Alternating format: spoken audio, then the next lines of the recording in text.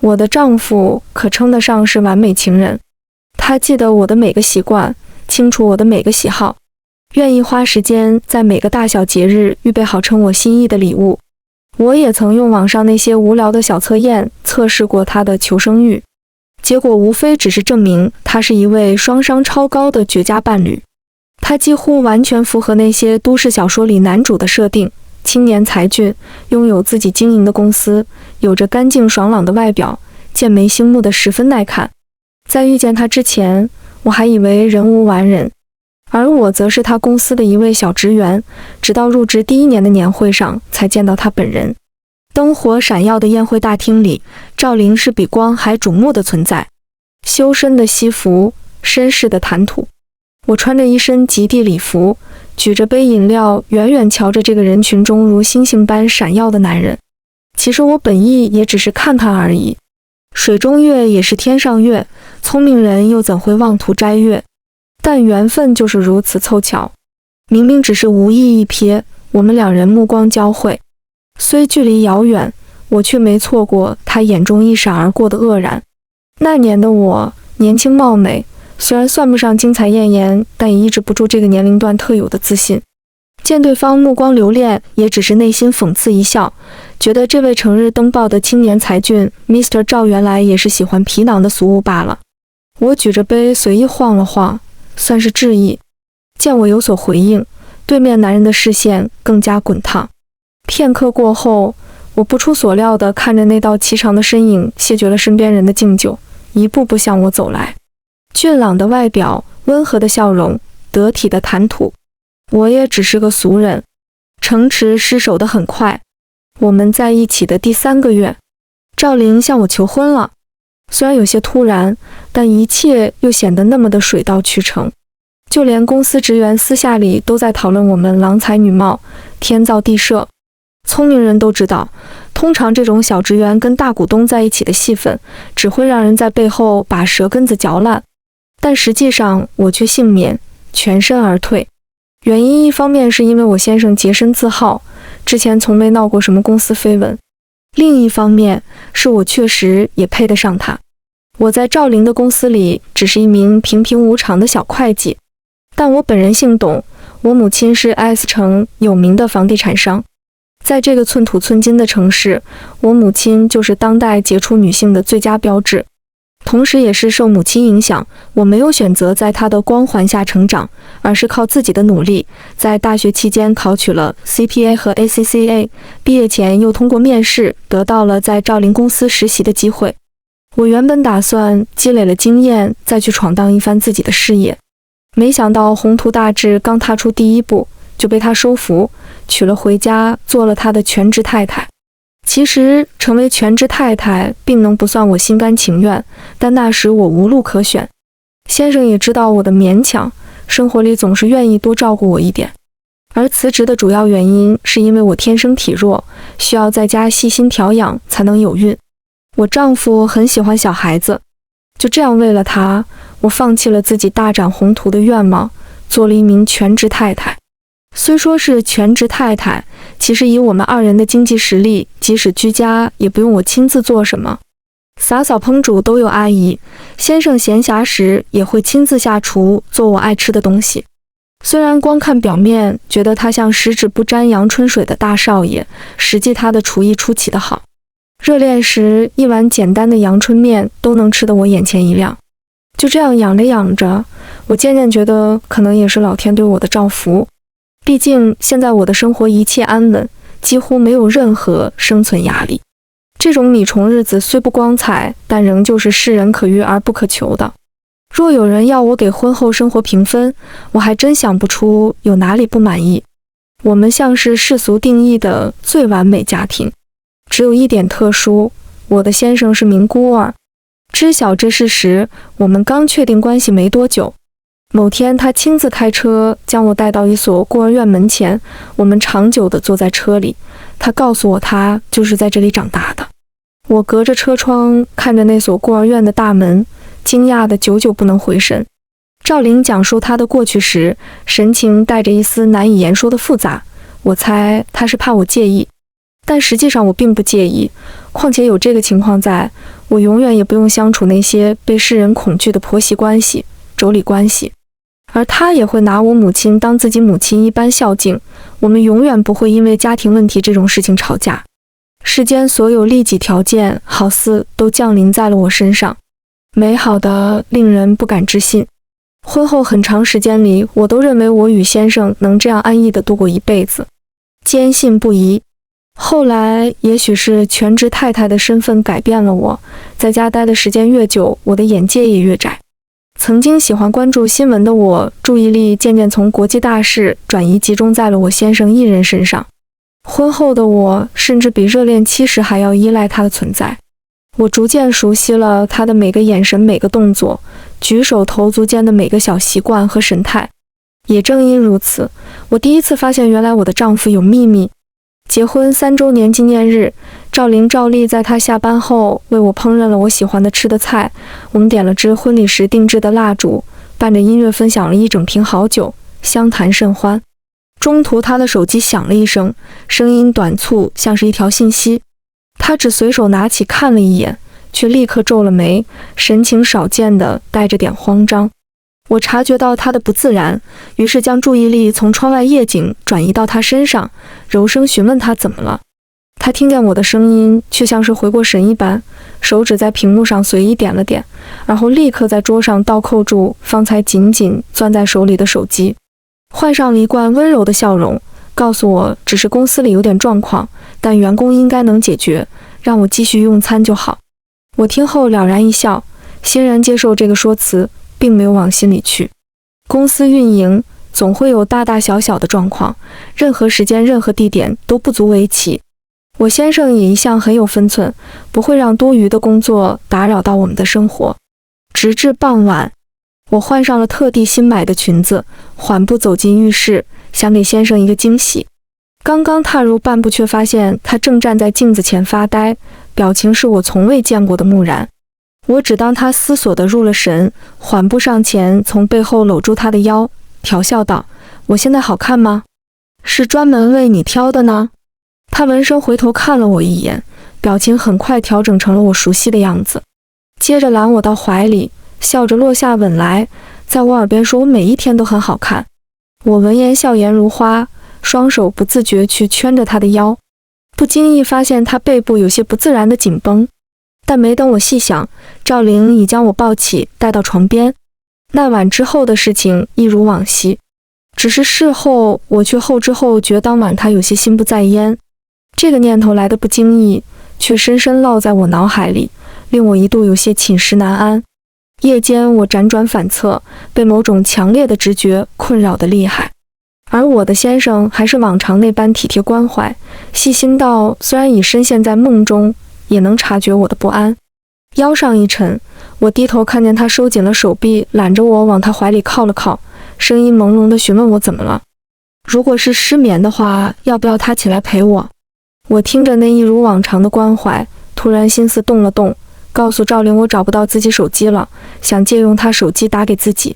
先生闻言在床头摸了摸，没做多想递给了我，嘟囔了一句：“找到了就早点睡啊。”然后又沉沉进入梦乡。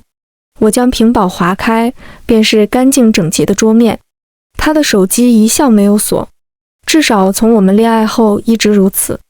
我先是打开了收件箱，里面空空如也，在云盘和回收站里也找不到蛛丝马迹，但我还是觉得心里不安。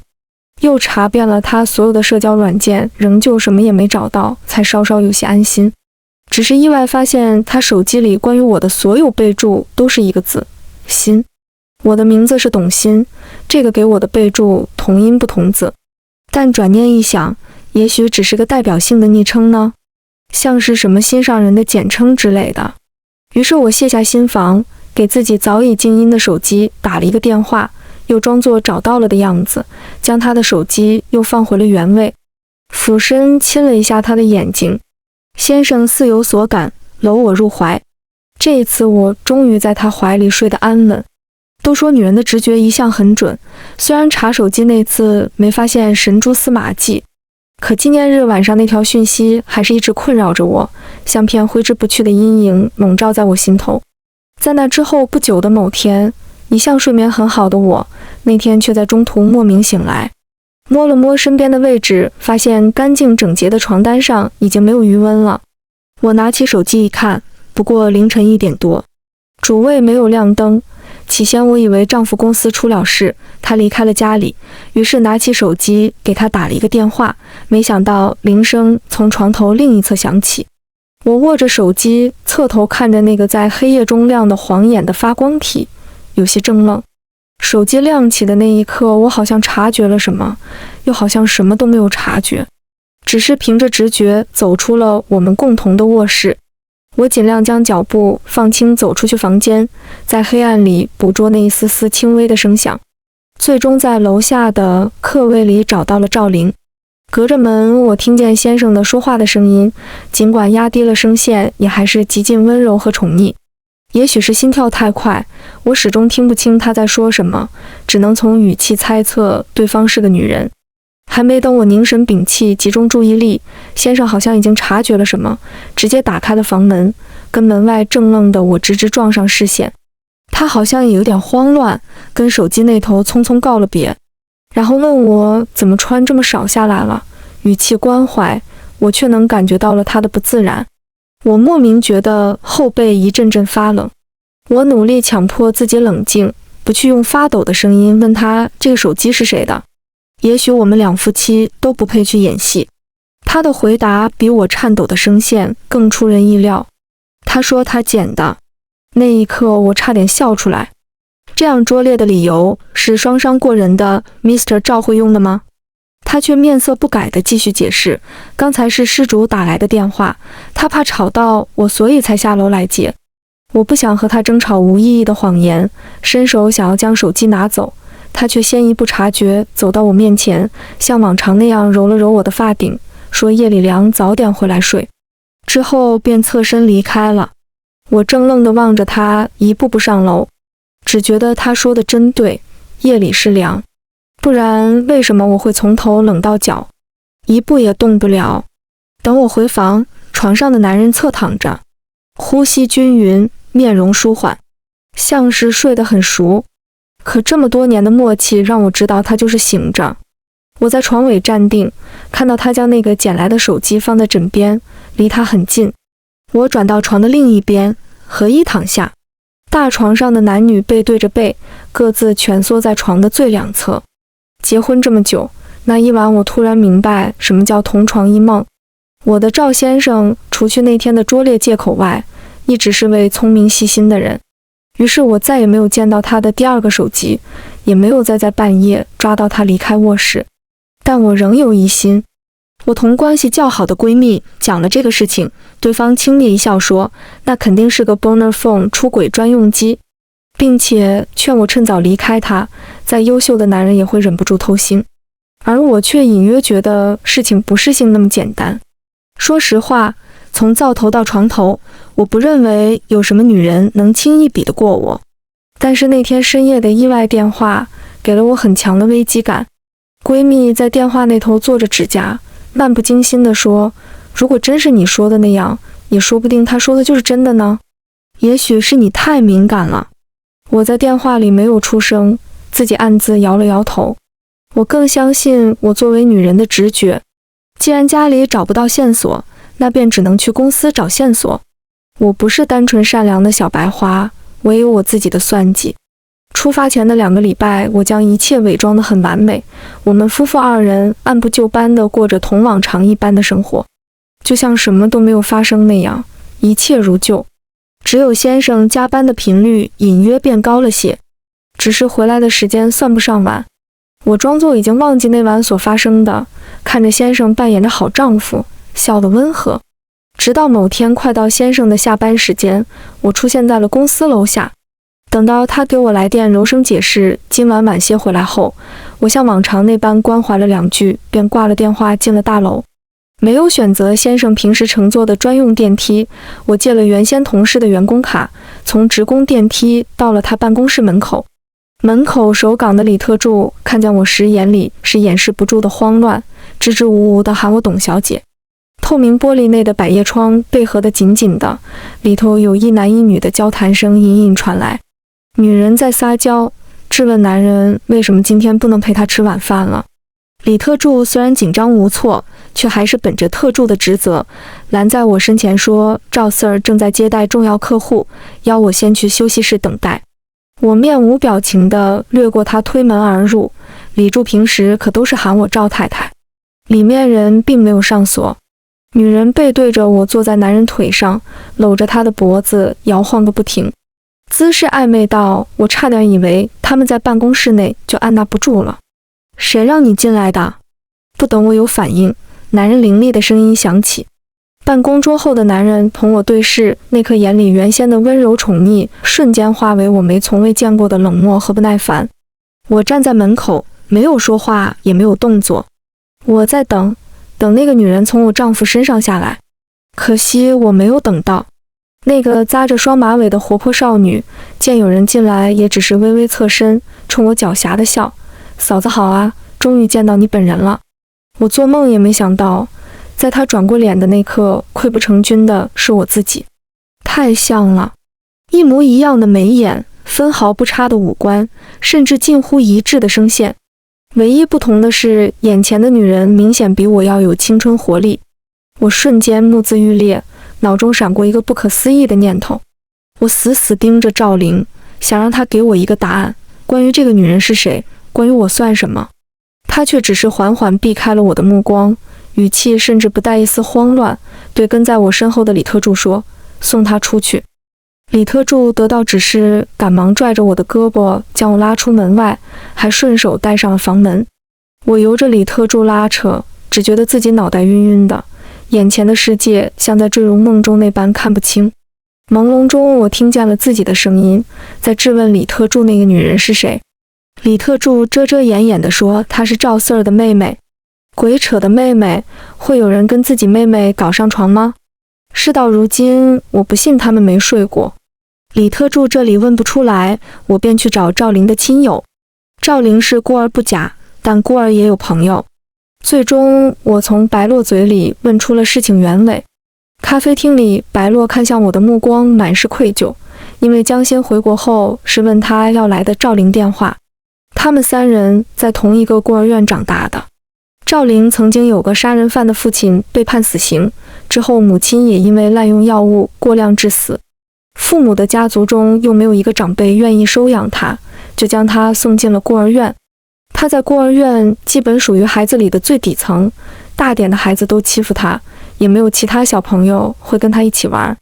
他只有白洛这一个朋友，还是因为白洛天生性格开朗，像个小太阳，从没介意过赵玲的身世，同时跟孤儿院里几乎所有的男孩子都玩得很好。但由于白洛在孤儿院朋友很多，男孩子又不够细心，就算有了一个朋友，赵玲在孤儿院的处境仍旧很糟很糟。她不跟其他任何小孩讲话，再有大人来收养时也躲得远远的。她总是最后一个去吃饭，吃到的都是别的小朋友剩下的。长期的营养不良使她看起来就瘦小又阴郁。可就这样一个在黑暗中长大的小朋友，也在某一天遇到了只属于她的太阳。那是一个比她年龄还小的小女孩，同样的瘦瘦小小，但乖巧懂事，很细心，很温暖。白洛说，赵玲跟她讲过，同小江心一同生活的那3年是她人生最快乐的时光。在说这句话的时候，赵玲眼里是有光的。可好景不长，乖巧懂事的小女孩很快就被一对夫妻领养走了。赵玲一度想逃出孤儿院去找那个小女孩，但她自己也是个孩子，没有生存能力，一切幻想都只是纸上谈兵。直到她18岁，才第一次真正走出孤儿院。等她循着地址找去，收养小女孩的那家人早已搬家。也许是上天也觉得亏欠她太多。长大后的赵玲很是幸运，她一直勤工俭学，一直努力读书，也很快遇到了自己生命中的贵人，赚得了第1桶金。后来她甚至在茫茫人海里幸运地找回了她的太阳。尽管小女孩跟小时候比起来已经是大变样了，性格也变得外向活泼，不再同小时候那般小心翼翼，没有脾气，而是学会了如何撒娇耍赖。纵使今非昔比，但赵灵还是凭借他手上戴的镯子和眉眼之间的熟悉感认出他来，毕竟那镯子可是他亲生母亲留给他的，不会错的。另一面，离开孤儿院的江心过得并没有多好，领养他的家庭平平无奇，并不富裕。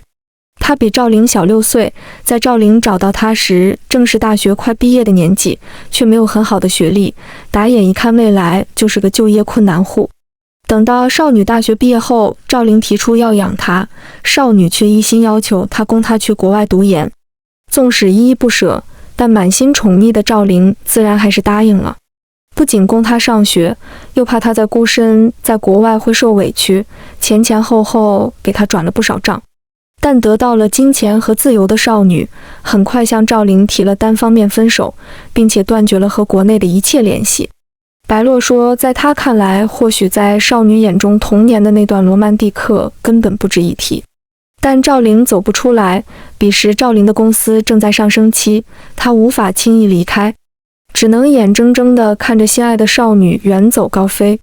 赵灵是个理智超凡的人，他并没有放任自己沉浸在那段有始无终的感情里，而是按部就班地过下去，只是打定主意永远单身，默默等待少女一辈子。直到他遇见了我，这个和江心出离相似的董心，一样的容貌，一样的音色，一样的年龄，甚至一样的名字，每一样都值得赵灵麻痹自己。后面的故事白洛没有再讲下去，我也大致都能猜到。我安静听完这一切，看着白洛满是愧疚和关怀的眼睛，问他，江心回国为什么联系你，而不是直接联系赵灵？你们很熟吗？白洛只是咂嘴，我跟他不熟，孤儿院里我都没跟他讲过话。他联系我，估计就是小女儿家的心思，想要赵灵荒神。我笑了笑，表示了解。就连白洛都比赵灵通透。我冲他道了谢，买了单，走出了那家咖啡店。从我离开赵灵的办公楼后，这一周我都没有回过家，赵灵也没有给我打过一个电话。成年人的世界有时候不需要明着说，一举一动已暗示了结果。我原想再回那个家看看，但摸了摸包里一直揣着的验孕棒，还是决定先去医院一趟。2周后，我跟赵灵通过律师协议离婚。我永远无法接受自己是另一个女人的替身，像小说一样狗血的厉害。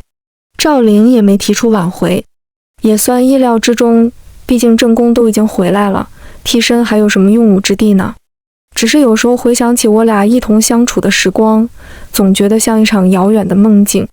也许正是一切完美到不真实，所以才会有现在的下场。过去我们都是话少喜静之人，周末会一同窝在沙发上盖着同一条毯子看电影。偶尔我会窝在他怀里看书，他会用一只手办公，另一只手缓缓摩挲我的头发。我较少，偶尔早起会穿着赵灵的衣服在厨房给他做早餐，他睡醒后会从背后抱着我，咬着我的耳朵说，老婆辛苦了。美好的点滴很多，我却不敢多想。也许是因为在踏进这栋楼，所以回忆才如此翻涌。客厅空空荡荡，赵灵不知道有多久没有回来过了，家中的东西少了部分，都是我之前叫搬家公司带走的。我自己也很久没有踏足这里了。方才领了离婚证，赵灵自己回了公司，我没有来得及将房屋钥匙还给她。尽管赵灵是过错方，也有心补偿我，但我还是没有要她的任何财产，包括这套房子在内。主要是我也不缺这些，我是带着行李箱来的，下午的机票，我即将面向新的生活。我做赵灵的附属品已经太久了，是时候该脱离这一切了。原先觉得自己能平静地接受这个结局，让往事如烟，不去计较太多。但踏入这间屋子的那一刻，我突然有一种强烈的不甘心。我在房子里转了一圈，环顾了每一片有我们生活痕迹的地方，不自觉擦了下眼角，指尖一片微凉。印象里，从被妈妈收养的那天起，我就再也没有哭过了。那段被我刻意掩埋尘封的记忆，最终还是被迫开启。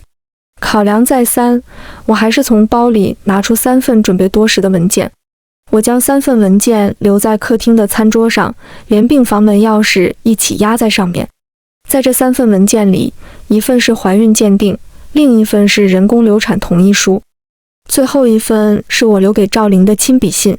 随后我拉黑了有关赵玲的一切，头也不回地离开了这个我生活了3年的家。那封信的内容大致如下：在遇到董妈妈之前，我一直叫江欣，生活在 S 城一所孤儿院里。小时候的我瘦瘦小小，但长相乖巧，倒是招人疼爱，只是性格有些沉闷。孤儿院里的阿姨们很照顾我，还常常拿我跟另一个名字与我同音不同字的小姑娘做比较。那个姑娘同小时候的我长得有7、8分像，但性格跟我截然不同。阿姨们老爱开玩笑说，真是一对互补的姐妹花，多有缘分啊！以后要是让同一个家庭收养走了，做真姐妹多好啊！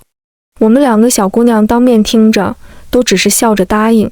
但背地里另一个小女孩对我们容貌相似这件事十分不满，因为我们都清楚，没有一个家庭会同时收养2个女孩的，还是2个不同血缘的女孩。孤儿院里的相似不代表我们有缘分，只代表我们会被放在同一竞争台上。于是他总在没人的地方掐我、咬我，故意打落我手中的一切东西，将我喜欢的所有物品挨个藏起来，让我找不到。我那时候就是个老实的闷葫芦，我觉得自己比他大2个月，就算做姐姐应该让着妹妹，从来没有多与他计较，也没有告诉阿姨们我的遭遇。直到有一天，我注意到院中角落里有一个哥哥，他好像与我处境相似，他也会被打被骂，但他会被不同的人欺负，不像我只有一个。我观察了他3天，发现了他的不合群以及沉默寡言，于是我下意识的就想靠近他，就像冬日里2个小动物会靠在一起取暖一样，靠在一起就不会冷了。在我不断的努力下，哥哥终于接受了我。我其实知道他的家庭背景，但我不觉得有什么的，毕竟比起他，我都不知道我的爸爸妈妈是做什么的。我是个弃婴，我原先的名字也是捡到我的拾荒老人随便给起的。拾荒老人一开始养了我几年，后来实在养不起了，才将我送到了孤儿院。我在孤儿院里也没有什么朋友，哥哥是我唯一的朋友。我会给他讲阿姨们新讲给我的故事，给他分我主动打扫卫生被奖励的零食，有时候也会呆呆望着他说，哥哥你长得真好看，看着他蜡黄的皮肤下隐约泛起一点红。其实我觉得他不知道自己长得很好看，因为他被欺负不仅仅是因为他父母的关系。我听那些大孩子们背地里骂过，他们说哥哥长得娘，不唧唧的看着就恶心。但我不觉得哥哥恶心，我觉得哥哥就是全世界最好的哥哥。我愿意跟他一起玩，愿意永远跟他一起玩。哥哥在孤儿院还有一个朋友，跟他一般大，是个活力四射的男孩。我们有时就只是坐在一起，安静地看着那个男孩在阳光下奔跑打闹，不免都有些羡慕。但每逢此时，我们都会对视一眼，相视一笑。没关系的，不是吗？我们有彼此，就不需要再羡慕别人了。可惜我在孤儿院待的日子并不长，3年后我就遇到了董妈妈和她那时的丈夫。他们夫妻俩没有小孩，因此丈夫总觉得家庭不完整，说什么才其人不齐之类的话，硬是拖着董妈妈来孤儿院领养。其实董妈妈的丈夫原本是想要一个小男孩的，但董妈妈偏偏一眼看上了我，独自做主将我带回了家。收养在那时其实是件挺仓促的事，愿意收养的大人看中那个小孩了，填一些简单的表格就可以将孩子带走了。我至今也不知道董妈妈看上我什么了，因为那时与我相似的那个小女孩偷了我亲生母亲留给我的镯子藏了起来，我正急着满处寻找。正当我灰头土脸还没找到时，就被阿姨连拖带拽地拉到院子里供新来的这对夫妇挑选。可就是这样灰头土脸的我，被莫名其妙地选中了。被领养时的兴奋感如同从天而降的馅饼，砸得我晕头转向，但我又很快从快乐中清醒过来，满处去找哥哥的踪迹。我知道有大人来时他会躲起来的，会故意让阿姨们找不到他，可我想在走之前见他一面就好。在董妈妈填表的过程中，我找遍了整个大院，可是都没有找到哥哥的踪迹，最后哭着被董妈妈的丈夫抱到了车上，眼看着离院子越来越远，我觉得我该认命。而董妈妈的丈夫一直对我是个女孩这件事不满，没几年两人也离了婚。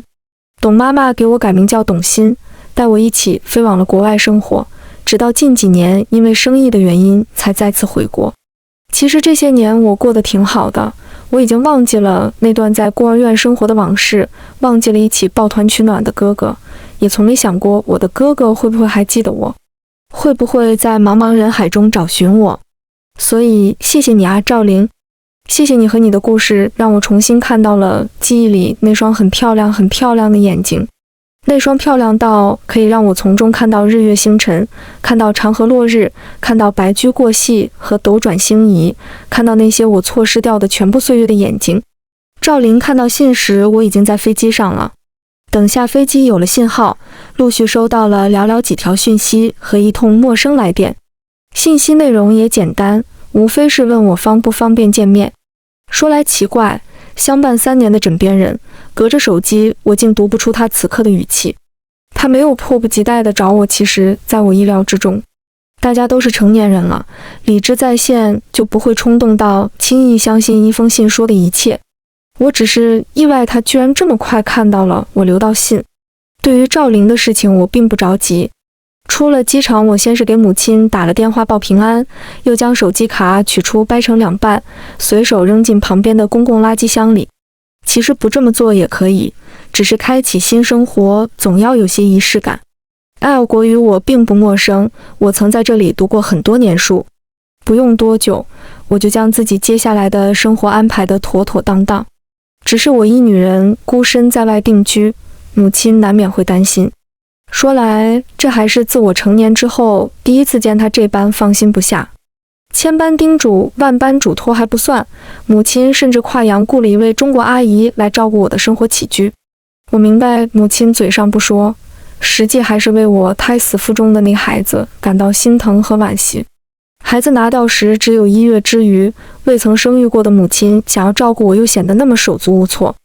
在爱尔国过了一段时间，我养成了定期同他视频的习惯。以往都是闲聊一些生活上的事情，便互道晚安。可某次视频要结束时，一向干练的母亲突然有些吞吞吐吐。敏感如我，自然第一时间察觉出她有心事。母亲深明大义，也没想瞒我，直言赵玲昨日登门拜访，意在询问我的下落。我随手搅了搅杯中逐渐冷却的热巧克力，面不改色地询问了些细枝末节。母亲表示只是见到赵玲本人了，又夹带私货地描述了赵玲近日的精神状态，听起来有些不太好。我点了点头，自然明白她这唱的是哪出戏，又安抚了母亲几句，便挂了电话。我一点不意外她的执着，也许赵玲自己都没意识到她骨子里的那股偏执，但我了解她，从小就了解她，毕竟我们算同类人呢。合上电脑，我缓步来到厨房，将那杯一口未动的巧克力倒入下水道。一杯凉透了的热饮，留着还有什么用呢？我的母亲不知道我们离婚的根本原因是赵玲拿我当前任替身这种恶心事情。关于那段婚姻的更多细节，我并不想讲给别人听。我只说赵玲与初恋死灰复燃，她出轨了。但我也笃定赵玲会在母亲面前坚决否认自己出轨。她曾经对我母亲那般好，母亲还是会信她1-2分，人之常情。就连母亲会动摇，透露给她些许信息，也在我计划之中。只是我没想到赵玲找来的会那么快。母亲在爱尔国有一所房产闲置着，房子不算大，胜在地理位置很好，只我一人住着也算宽敞。我还在院中种了花，养了狗，房里房外都是一片宁静祥和的岁月静好。可我没想到我的小型避难所这么快就被敌人入侵了。某天，当我开车进入车道时，就看见赵玲站在我的大门口，随手拨弄我种在院中的海棠。我知道母亲不会直接告诉赵玲我的住所，那能知道我住址的只能是一个人。就在赵玲来访的前2日，我曾在街上偶遇白洛，对方还贴心地主动为我解惑，说他是来 L 国参加讲座。赵玲的过去是白洛告知我的，算我有求于他。出于华夏民族知恩图报的礼节，我还是礼貌地请他吃了一顿地道的中餐。正巧遇见他时，我只是出门采买日常用品，并没有开车。于是在用餐结束后，白洛先生还绅士地驱车将我送回家门口。想起白洛这个人，我不免有些嘲讽。白洛的病就在于他想对每个人都好，总想着一碗水端平，像个菩萨一样的普度众生，活得可真累。门前的赵玲见我驱车入库，没有掉头，便露出了一个我曾经很熟悉的笑容，熟络地迎了上来，问我是否可以进屋聊聊。我也回报他了一个过去他也常见的温柔笑意，坦坦荡荡与他擦肩而过，再当着他的面将房门关上。那日直至深夜，在我门前一根根抽烟的赵玲才缓步离开，走前还没忘记拾掇走那一地的烟屁股。我见他走远，打开门检查一地烟灰可有糟蹋到我的海棠，好在都安然无恙。谁知他何时有了抽烟这个臭毛病，真是晦气。后来发现晦气也的不只是那一地烟灰，更是在接下来的1周里我常能看到的赵玲。房门前、办公楼下，甚至是我遛狗习惯去的公园里，他出现的频率之高、时间之长，令我怀疑他究竟是否是休假来的。可若是休假，那这个假的时长也不是他的风格。于是我转头发了讯息给白洛，而他也同我想的那样，像是为了补偿将我的住址泄露一事，一五一十地将赵玲准备在 L 国建立分公司的计划告诉了我。我听完笑了笑，想要选择跨国营销，说明赵玲足够有魄力。我好像又看到了原来的那个 Mr. 赵，但是现实又不是小孩子过家家，哪有谁能随随便便成功。又过了1周，距离赵玲来到 L 国已有小半个月，我却仍旧没同她面对面讲过一句话。夜晚的落地窗前，我将自己隐藏在窗帘之后，看着黑夜里那个熟悉身影。男人只见得忽明忽暗，紧缩着眉，不知在想些什么。是在想儿时的自己，之后的我们，还是那个再没有机会降生的孩子。我下意识摸了摸自己的小腹，感受到掌心传来的暖意。或许是时候做个了结了。我想我没有办法再看见赵玲，那张脸总会让我想起自己胎死腹中的那个孩子。我将赵玲约去了一家酒吧，我还是不想在自家见她。白天的酒吧端庄优雅，仿佛能遮盖住黑夜里的一切不堪狼藉。我没有订包厢，只是在吧台随意选了2个座位，同他并排而坐。白日里客人不算多，大厅里除了音乐声外很安静，赵玲也很安静。我知道她是一个懂进退的人，不会在坏境不利于自己的情况下贸然开口。但她既然千里万里追来找我，必然有自己的原因，所以我先开口问她为什么来了。赵玲自嘲地笑了笑，你明知是为什么？我也笑了，那怎么过了这么久才来？她转头看我，欲言又止，眼中一片复杂。她说她想要一个真相。我点了点头，没再接话。我和江心没有发生过关系，见我没有反应，赵玲又接着解释道，语气里甚至有一丝焦急。我闻言也转头看她，可和那双眼睛对上之后，我却乍然想起那天办公室里江心坐在她腿上的样子，只觉得好恶心。我将视线转回，面前的玻璃杯上有我的倒影。眼前这个女人面容姣好，妆容精致，怎么看都不该跟替身扯上关系。一旁的赵玲还在道歉，说她从没想过出轨，就算我不是江心，她也是真的想同我共度余生。我及时打断了她，别忘了，离婚是你同意的。赵玲一噎，随即知道无法否认这个事实，转而又换上一副哀愁的模样，恳求道，我们就不能回到从前吗？我最近每天都在想你，想你在孤儿院时的样子，想你往我手里塞水果糖时的笑，想你答应我求婚时的样子，想我们之间的点点滴滴。希儿，我们真的回不去了吗？再给我个机会好不好？我转头看他的眼，眸中泪光点点，满是真诚。我相信他说的都是真的，也自信他曾经是爱过我的。于是我从座椅上下来，缓缓靠近他身前。赵玲也适时展开双臂，将我揽入怀里。我将手环在他脖子上，居高而下地俯视他，看他眸中的情绪一点点变成惊喜和难以置信。我俯身，用带着酒精味道的唇一点点靠近他，感受他的呼吸一点点变得凌乱，并在他终于忍不住想迎合来时，狠狠地推开了他。赵 Sir， 我们已经离婚了。我笑意盈盈地说道。破镜才不会重圆。在赵玲回过神前，我已经提包离开了。那一面之后，赵玲跟踪我的次数逐渐少了。从白洛那里，我了解到他的跨国公司运营的并不是那么顺利。我想也是，跨国营销、资源、人力、资金链都是问题。在商言商，哪有人能是一帆风顺的？当然，我也不否认我从中动了一些小手脚，可不给他使绊子，他哪能知道人间疾苦呢？赵玲在他的跨国公司申请破产的那一天，又约我见了一面。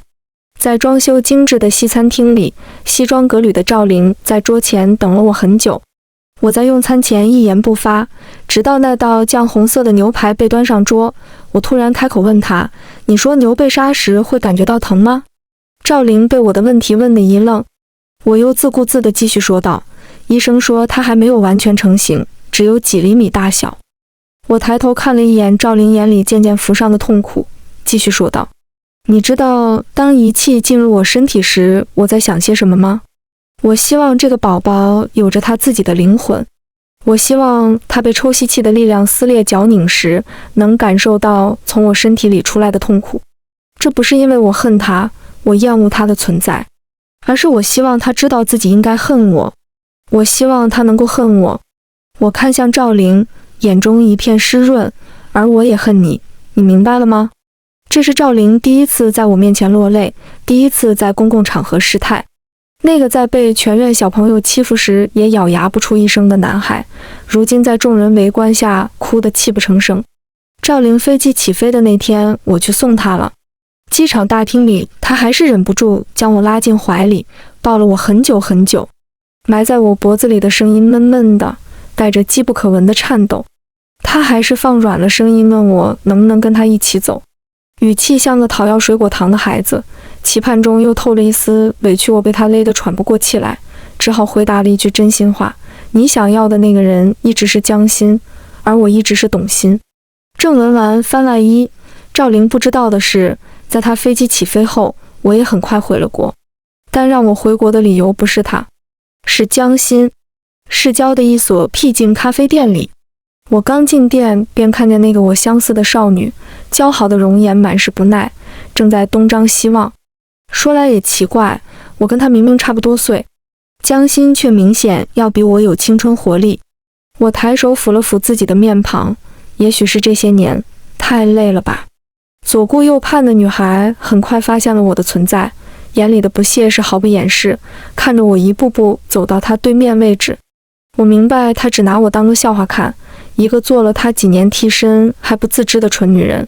但她今日还是如约而至，因为即使再不屑，我手中筹码也足够激起她的好奇心。落了座，我偏是没有在意她那副急着想要直奔主题的样子，而是换了服务员将菜单呈上桌。江心见我不急不缓的点单，也只好压住性子要了杯奶茶。饮料很快就端了上来，但点的茶点还没有上齐。少女已经压不住性子，问我到底有什么事情。我见她心情这么急躁，忍不住勾了勾唇角。想来她最近跟赵玲的进展也不顺利，但我回来就是为了将这盘死灰彻底浇灭，省得她在我看不见的地方复燃。赵玲估计想不到，我不仅不会同她破镜重圆，我还要阻止她跟江心死灰复燃。她这么喜欢找替身， ATB 和 BTA 又有什么区别呢？我看着少女的眼睛，从将包里缓缓掏出2份准备已久的文件。我将文件推到她面前，轻飘飘开口：“看看吧。”这2份文件，一份是 DNA 鉴定，里面鉴定结果显示我同江欣二人是双胞胎姐妹；另一份是一位拾荒老太的拐卖儿童的判决书。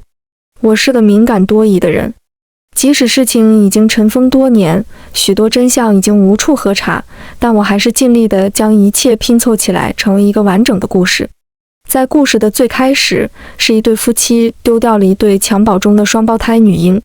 也许是一开始没能狠下心，也许是良心上存想增加2个孩子被发现的几率，于是他们被分别丢在了2个地方。母婴中的姐姐被一位拾荒老人捡到，二人相依相伴，到了女孩5、6岁的时候，因为之后的日子拮据不堪，姐姐最终被老人送到了孤儿院。老人含泪与她告别，只希望她能被收养，有个好的归宿。而妹妹的身世更是坎坷，最初被另一位拾荒老太捡到后，转手卖到了一位街角胡同一位木匠的家里。老木匠不是个好人，抽烟喝酒打老婆，就连之后刚刚学会走路的妹妹也免不了挨几下。就这样，妹妹在语言暴力和肢体冲突中长大，每天同自己的养母一起以泪洗面。直到一天，老木匠终于喝多了酒，把自己呛死在了水缸里。木匠老婆才终于直起身板，长舒一口气，并牵着小小的他送进了孤儿院。木匠老婆是个没什么本事的老实女人，但她也真心希望自己的养女能好好活下去。S 城不算大，在那个年代，全城一共就那么一所孤儿院。那些从小被捡到的孩子没有出生证，生日年龄这些东西往往是捡到他们的人随口编的。就连名字也是各自取的，尽管外表相似，也没有人会往那个方面想。或许这也是命中注定的血缘羁绊。我同江欣冥冥之中总有千丝万缕的联系，即使看不清摸不着，却也难以斩断。故事说完后，对面的女孩已然没有了最初嚣张凌厉的样子，低着头抽噎不止。待江欣平复了些情绪，抬头看我时，那双大大的眼睛里已蓄满了泪水，就连掌节也沾染了晶莹的泪珠。我尽量装出一副平和却难自持的样子，哽咽着说了句：若不是命运如此，我们应该会是对很好的姐妹。说完，我起身离去，放任年轻女孩独自伏在桌上，哭得泣不成声。我站在店外的玻璃窗前，看着店内服务生手足无措地给江欣递纸的模样，想起那天我离开西餐厅后，回头看见的赵玲也是这副样子。我笑了笑，检查了包里的机票，是时候回澳国了，家里的狗该想我了。番外2，在我回澳国后，很快卖掉了母亲那套房子，另寻了个住处。过往用的那张手机卡也被我装到了一个备用机里。我不是很想扔掉它，因为它陆续还会收到那些老朋友的消息。有赵玲的，最近过得怎么样？我很想你，我们见一面好不好？也有江欣的，我们能再见一面吗？我真的有话想当面对你说，对不起，真的对不起，我们再见一面，我把镯子还给你好不好？这些消息已成了我无聊日子里的调剂品，是我亲手培育的报复成果。我甚至托国内的闺蜜调查他俩的行踪，确保他们确实已断得干干净净。关于赵玲的反应都在我的意料之中，关于江欣反应，我倒没想到对她的冲击力这么大，比我想象的效果还要好。她曾经在我面前的嚣张、乖张的性格全都消失殆尽，转而变成了小心翼翼的讨好。我知道她是个重视亲情的人，不然也不会在骗到赵玲的钱后，回头将10年没来孤儿院见她一面的养母赡养起来。这样一个人是不会跟自己亲姐姐曾经喜欢的人多做纠缠的，更何况他同她一开始便是权色交易，算不上友情。所以我看准了他的弱点，一击即中。只是他不知道的，那只我说是我母亲留给我的镯子，是骗赵玲的。我同江欣的亲生父母已无迹可寻，但他们当真是对狠心人，他们除了那2身襁褓，什么都没有留给我们。镯子是4、5岁时收养我的拾荒老人捡来的，在送我去孤儿院的那天才替我戴上。我只是想骗赵玲，或者欺骗自己，我曾有个关心我的母亲。